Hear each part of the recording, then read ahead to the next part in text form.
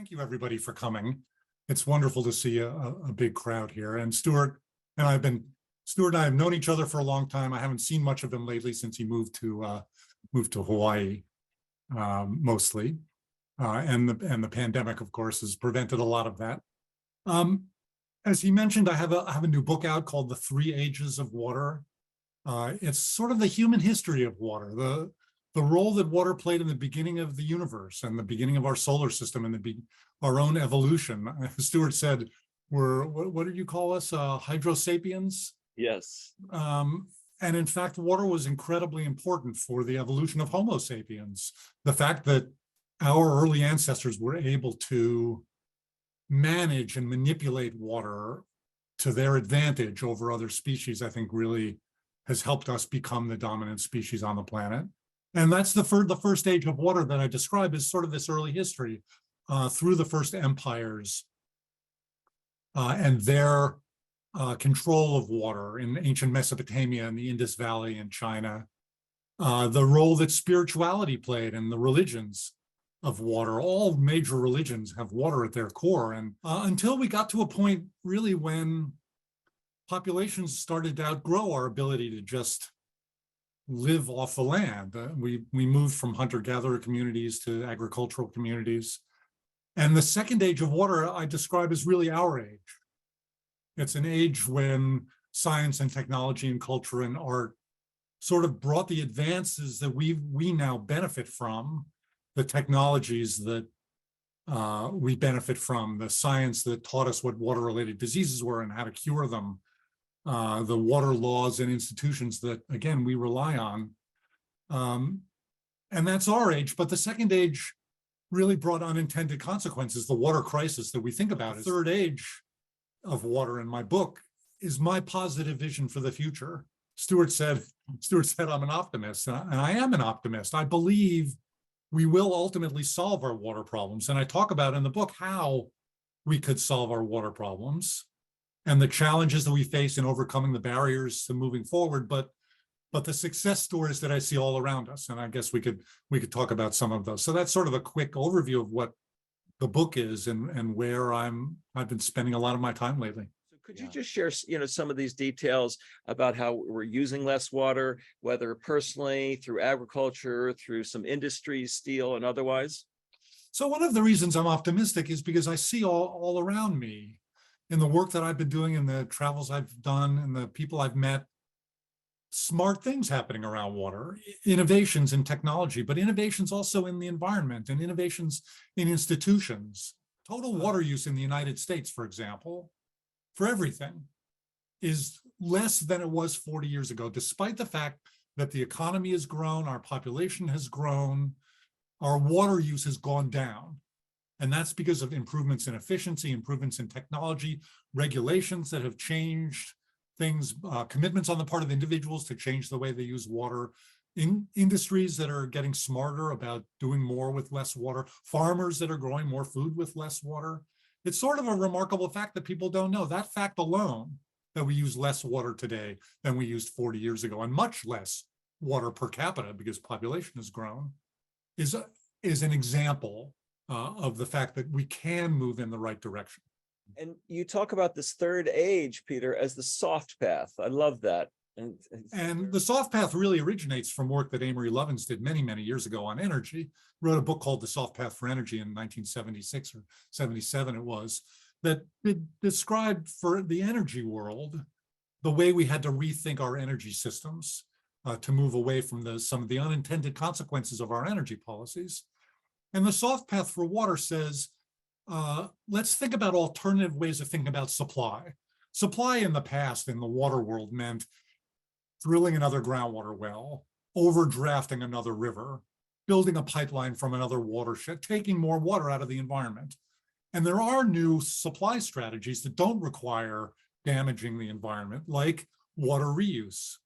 We collect a lot of wastewater and we treat it to a very high standard, and then typically we throw it away. That's a resource. It's not a liability anymore, it's an asset. And Israel has recognized this. Singapore reuses all of its wastewater, treats it to a very high standard, so high they use it in their semiconductor industry, which requires very pure water. California at the moment reuses about 18% of its wastewater, and is talking about doubling or tripling that. That's a new source of supply, and that's part of the soft path, thinking differently about supply. But the soft path also says think differently about demand.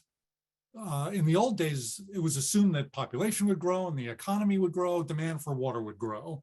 And as I've already suggested, in the United States, that's already not true. But if we think about demand management and efficiency and conservation, that's some of the cheapest sources of new water for us. And it eliminates the need to tap into ecosystems and to overdraft groundwater. But the soft path also says, let's rethink economics. Water is an economic good, but it's also a human right. What does that mean for policy? Rethink our institutions. We've managed water in these very narrowly defined old institutions that we built 100 years ago, based on what we understood 100 years ago. But the world today requires new institutions and new ways of thinking about management of water. And all of these things together are what I call the soft path for water. Yeah, thank you. So the Pacific Institute, which I started in 1987, it's an independent nonprofit research and policy institute working on global water issues. We work very extensively around the world on basically aspects of the soft path, on efficiency, on reuse, on stormwater, how to capture more stormwater, how to grow more food with less water.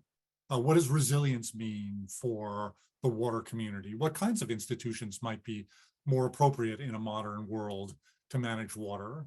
And one of the things the Institute has been working on is corporate water stewardship. You know, the corporate world is a big player in a lot of ways. Every industry uses water, even if water is not their core business, to make the goods and services that they provide. And there are good corporations who are now thinking about stewardship around water. EU is now requiring companies of a certain size to look through the lens of what they're calling double materiality. And the double part comes in from traditional financial materiality, which probably many of us have heard of. The second part of double materiality, in addition to that financial materiality lens, is now called impact materiality. And it is requiring companies to not only look and try to quantify the risks of external factors on their business, but the risks and impacts posed to external stakeholders by the business. Again, the Pacific Institute has been playing a leading role in this with a number of organizations, including the UN CEO Water Mandate. And part of that has been helping corporations understand the risk they face for not dealing with water issues, both the risk to themselves and the risk to their reputational values and the risk to their communities. And some corporations learn about this the hard way. You know, there's a classic story probably a decade ago, where Coca-Cola lost the right to produce Coca-Cola in a town in India because the local community was convinced that Coca-Cola was mismanaging the local water resources, and their water problems were because of the Coca-Cola plant. Now, whether or not that was accurate or not, it was the perception of the local community, and that plant was shut down. And that cost Coca-Cola a couple of $100 million, and it awakened their responsibility. And Coca-Cola has become one of the world's leaders now on corporate water stewardship, in part because they understand better, to some degree, the risk they face by not being stewards of fresh water. And again, there are good corporations in this area and there are bad ones, but it's a growing trend. And they're one of the corporate sector is one of the major players worldwide in the water world. And Peter, I just want to say I was PepsiCo's water steward, corporate water steward at the time that happened. And PepsiCo was in the same boat, sadly, with Coca-Cola during that time. Yeah. And I can't say enough about the CEO water mandate. Thanks for mentioning that. The CEO water mandate is phenomenal, and even specifically their water resilience coalition that was formed. And if you don't know about it, learn about it. And also the Water Action Hub is a gift to humanity that the CEO water mandate has provided. Yeah, thank you. Definitely look up the Water Action Hub, look up the CEO water mandate. We've done work on the human right to water and what that means for corporations. We've done work on water risk. We've done work on metrics.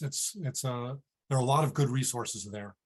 Well, the other topic that, if we're talking about the future of water, that I don't think we can exclude is AI and AI's role in water. And I actually would love us to promote WI, which is water's intelligence.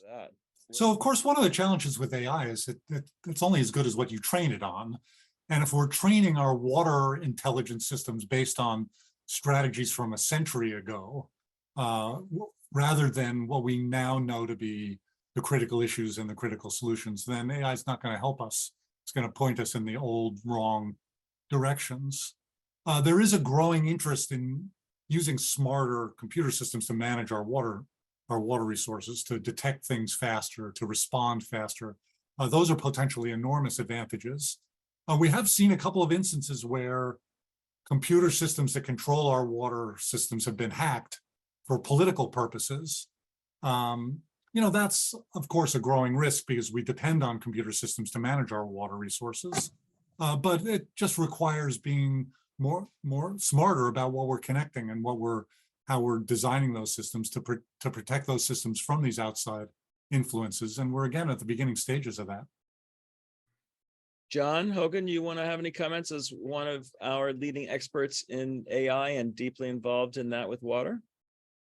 Yeah, we're just scratching the surface. So I was just telling the breakout room that, and actually the point that Peter just made was, all right, you need good data to start. If you don't have good data to start, then, the machine learning is going to get nowhere. You won't have results. That being said, I think the maturity of IoT solutions out there, the number of startups coming online that are creating excellent sensor packages is just phenomenal right now. And I think over the next few years, you'll see better sensor packages, better IoT. I think the AI development tools have hit maturity. And before, everything was coded by hand, up till maybe 2 years ago. You would sit down and you'd code something fresh. Okay, let's have some energy optimization in wastewater treatment. All right, it's a coding project. Now it's become automated. And so coupling, all these new sensor packages with new AI tools and with the desire and realization that we can achieve some pretty amazing efficiencies in water treatment and wastewater treatment, that I think this is going to accelerate exponentially. Thank you. Thank you for your leadership. Thank you for your elder states and wisdom. And most importantly, thanks for your optimism, because that's what it's going to take for us to solve these challenges we've got. Thank you, Stuart. Thank you, everybody. It was a great conversation. Appreciate it.